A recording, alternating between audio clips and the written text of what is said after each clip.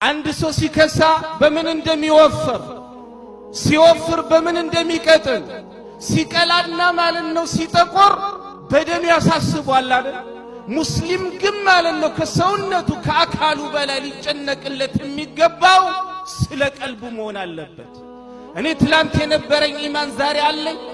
ትላንት የሚያስለቅሰኝ ቁርአን ዛሬ ሲቀራ ያስለቅሰኛል።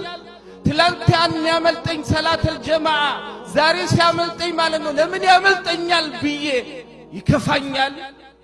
ከመስጂድ ማለት ነው ስርቅ ትላንት እንደሚያሳስበኝ ሁላ ዛሬ መስጂድ ሳልመጣ በቀን አንዴ እንኳን ለምን አልመጣውም ብዬ ያሳስበኛል።